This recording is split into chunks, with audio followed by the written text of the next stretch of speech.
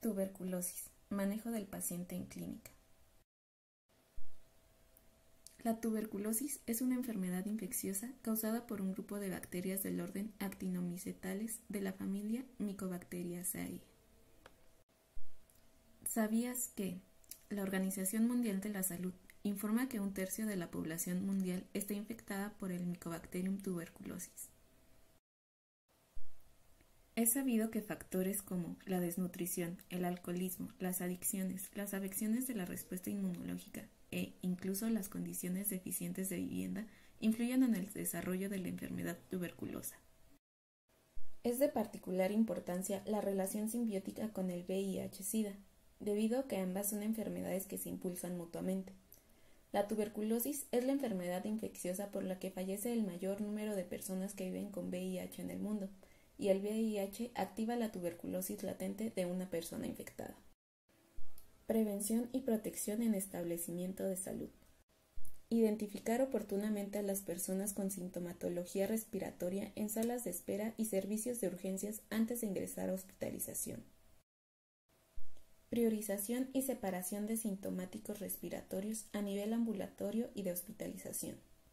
Promover que los sintomáticos respiratorios se cubran la boca al toser cuando se encuentren en salas de espera o en los servicios de hospitalización.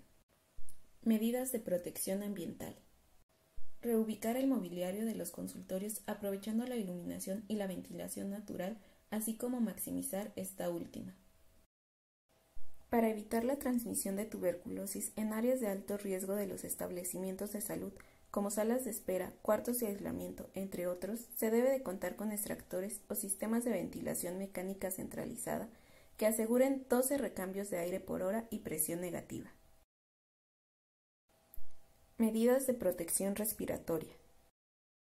Se debe fomentar el uso de mascarillas quirúrgicas o cubrebocas en los pacientes sintomáticos respiratorios y en las personas afectadas por tuberculosis durante su traslado en salas de espera o cuando reciban visita en su cuarto de aislamiento. Asegurar el uso de respiradores N95 entre los trabajadores de salud y los familiares que se encuentran en áreas de alto riesgo de transmisión de tuberculosis. Es importante que, siempre que sea posible, se evite la hospitalización de estos pacientes, indicando las medidas adecuadas de aislamiento respiratorio en el domicilio. Las pautas de tratamiento que contienen isoniazida y rifampicina logran a las 3 semanas que la población basilar quede reducida a un 1%, desapareciendo prácticamente la capacidad de contagio. ¿Cuándo es necesario el ingreso hospitalario? En casos de complicaciones de la enfermedad como hemoptisis, neumotórax, entre otras, en situaciones especiales o formas graves de tuberculosis como son la desnutrición, insuficiencia respiratoria, tuberculosis miliar, etc. Cuando existe una descompensación de enfermedades concomitantes. En casos de latrogenia o intolerancia grave a fármacos, cuando el paciente tiene una deficiente situación socioeconómica o cuando existe la sospecha de mala evolución y presencia de tuberculosis resistente. ¿Cuándo se recomienda el ingreso hospitalario? Cuando existen dificultades diagnósticas, sospecha de mal cumplimiento, latrogenia o intolerancia moderada a fármacos o fracaso terapéutico y retratamientos. Tratamiento. El tratamiento de la enfermedad tuberculosa tiene como premisas fundamentales, desde el punto de vista bacteriológico, las siguientes.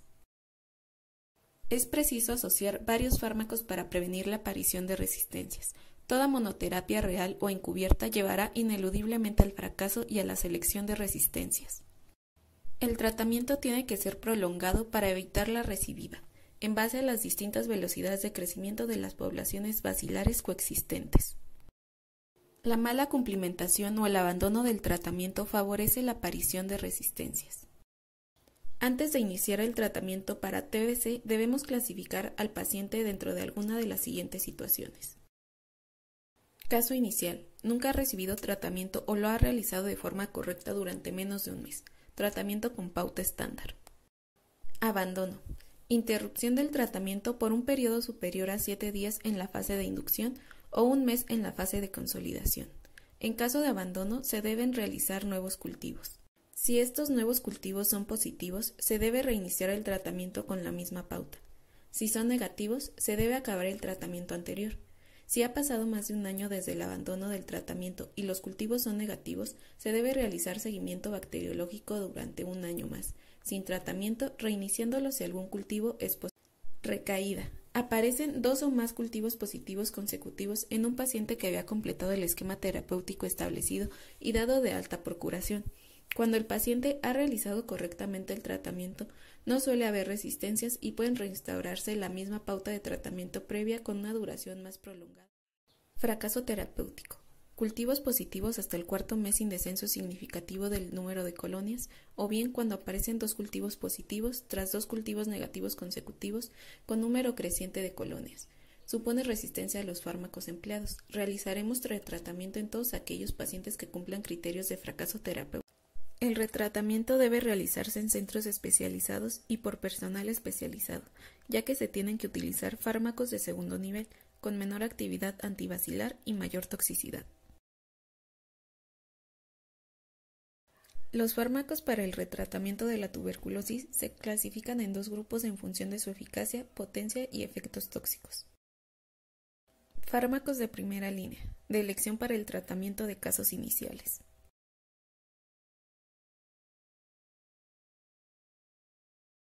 Fármacos de segunda línea. Son menos activos y con más efectos secundarios. Se usan para las formas de TBC resistentes a los de primera línea o en situaciones clínicas especiales. Algunos son difíciles de conseguir y solo deben ser manejados por personas expertas en tratamiento y retratamiento de TBC.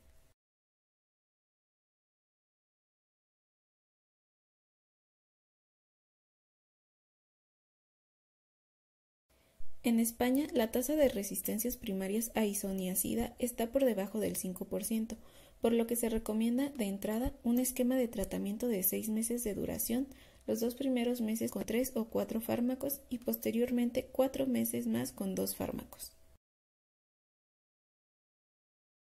Fase de inducción. En la fase de inducción usamos una asociación de fármacos con acción bactericida, eliminando rápidamente un gran número de bacilos de multiplicación rápida. Fase de consolidación. En la fase de consolidación usamos fármacos con poder esterilizante para eliminar los bacilos de crecimiento lento e intermitente.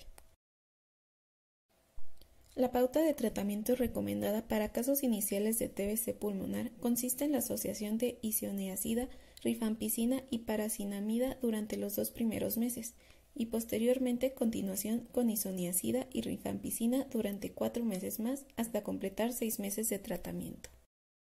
Esta pauta de tratamiento de 6 meses tiene alto poder bactericida y esterilizante, presenta escasos números de recidivas, tiene pocos efectos secundarios y es más económica que el régimen estándar de 9 meses. Las dosis de los quimioterápicos utilizados deberán ser ajustadas para el peso del paciente. Se administrarán diariamente de una sola vez por la mañana y en ayunas. Habrá que tener en cuenta las frecuentes interacciones de los fármacos antituberculosos con otros fármacos. En grupos de población con alta incidencia de incumplidores o situaciones con abandonos previos del tratamiento, es recomendable el tratamiento directamente observado, con pautas intermitentes o el ingreso hospitalario para garantizar el cumplimiento. En aquellos casos en los que se sospeche resistencia a isoniazida, estará indicado añadir etambutol en los 2 primeros meses. La existencia de resistencias a los antituberculosos de primera línea obligará también a modificar la pauta estándar de tratamiento. Existen 2 tipos de resistencias a los fármacos antituberculosos. Resistencia primaria. Es aquella que presentan pacientes que nunca han recibido tratamiento antituberculoso previo. Resistencia secundaria o adquirida. Se adquiere por la utilización inadecuada de los fármacos antituberculosos con selección de cepas resistentes. El tratamiento inicial se deberá modificar en enfermos que puedan haber desarrollado resistencias por monoterapia previa con rifampicina o piracinamida superior a 15 días u otros tipos de administración incorrecta de la quimioterapia que permita la aparición de resistencias secundarias. Tratamiento antituberculoso en situaciones especiales. Embarazo y lactancia. Es aconsejable evitar el embarazo, pero se puede usar la pauta habitual de tratamiento. Está contraindicada la streptomicina, pero no la lactancia materna. Se recomienda administrar un suplemento de piridoxina a las embarazadas que reciben isoniazida. Silicosis. En pacientes con silicotuberculosis se recomienda un tratamiento más prolongado, administrando RHZ durante 2 meses y continuar con RH durante 8 a 12 meses más. Insuficiencia renal. La dosis de H se recomienda que no supere los 200 miligramos por día. La dosis de piracinamida debe de reducirse en casos de insuficiencia renal severa, 200 miligramos por día. Deben de evitarse streptomicina y etambutol porque se eliminan por vía renal. Pacientes VIH positivos o inmunodeprimidos. Se recomiendan pautas más largas de tratamiento, 2 meses HRZ y 7 meses HR. Se añadirá etambutol los 2 primeros meses si existe alta tasa de resistencia primaria a la isoniazida en la comunidad. Requieren un seguimiento más estrecho por mayor número de recaídas, efectos adversos e interacciones medicamentos. Hematopatías. Se puede usar la pauta estándar de 6 meses, aunque la posible toxicidad hepática obliga a controles semanales las 2 primeras semanas y bisemanales los 2 meses siguientes. En hepatopatías con predominio de citólisis es conveniente renunciar a Z y H, y en casos de colostasis sin citolasis a la R.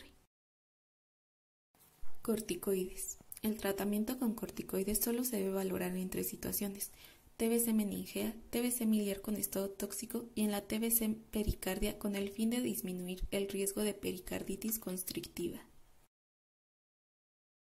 Control y seguimiento del tratamiento antituberculoso.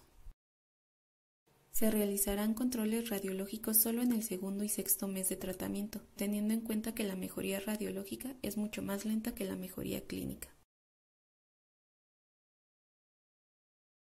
Se deben realizar controles clínicos en el 2º, 4º y 6º mes de tratamiento, aprovechando la visita para comprobar evolución clínica, cumplimentación terapéutica y detectar y corregir errores de tratamiento y latrogenia. Se realizará analítica con perfil hepático, renal y ácido úrico en el 2º y 4º mes. En pacientes en los que se detecte alteraciones analíticas o con riesgos de latrogenia, como hepatópatas, se realizarán controles analíticos cada 15 días o cada mes. El mejor método para el seguimiento de la respuesta al tratamiento es la evaluación bacteriológica. En todos los pacientes se deberá solicitar baciloscopías y cultivo de esputo al 2º, 4º y 6º mes del tratamiento. En la pauta de 6 meses, el 80% de los pacientes presenta cultivo negativo al final del 2º mes de tratamiento y prácticamente la totalidad al final del 3er mes. Cuando los cultivos siguen siendo positivos después de 3 meses de tratamiento, debe considerarse la posibilidad de fracaso terapéutico o resistencia al tratamiento, debiendo remitir al paciente a un centro de referencia con experiencia en el tratamiento de tuberculosis. Efectos adversos más frecuentes de los fármacos antituberculosos y su manejo. Las toxicidades leves son relativamente frecuentes y no requieren la retirada de la medicación.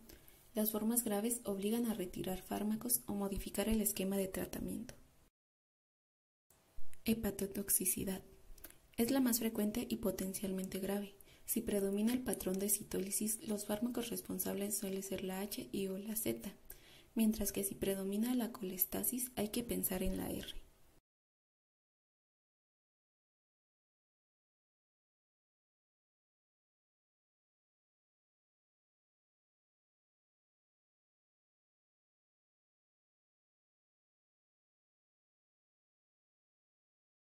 Polineuropatía periférica, producida fundamentalmente por la isoniazida. Es rara la dosis empleada, excepto si se asocia a alcoholismo, desnutrición, diabetes mellitus o uremia. Se presentan con parestesias en pies, manos y se trata con pirodixina, o sea, vitamina B6. Neuritis retrovulvar. Se produce por el uso de etambutol. En general es reversible y dosis dependiente. Los síntomas son disminución de la agudeza visual, visión borrosa, pérdida de la percepción de los colores rojo y verde y escotoma central. Si aparece esta toxicidad, se debe retirar definitivamente el fármaco. Reacciones cutáneas y de hipersensibilidad. Se pueden deber a distintos fármacos antituberculosos. Las reacciones leves exclusivamente cutáneas consisten en cuadros urticariformes que remiten espontáneamente o con antihistamínicos. Las reacciones severas por hipersensibilidad muestran, además del cuadro cutáneo, afectaciones sistemáticas como fiebre, edema periorbitario, vómitos, entre otros. Se trata con antihistamínicos y corticoides y puede obligar a suspender la medicación. Otras reacciones adversas. La streptomicina puede ser responsable de ototoxicidad que se presenta con vértigo y pérdida auditiva, con mayor frecuencia en mayores de 60 años. La rifampicina y la ozoniazida pueden producir alteraciones hematológicas. La rifampicina puede producir toxicidad renal, dando lugar a fallo renal agudo, hemólisis y trombocitopenia. La piracinamida puede dar lugar a reacciones cutáneas por fotosensibilidad, recomendándose evitar la exposición prolongada a la luz solar.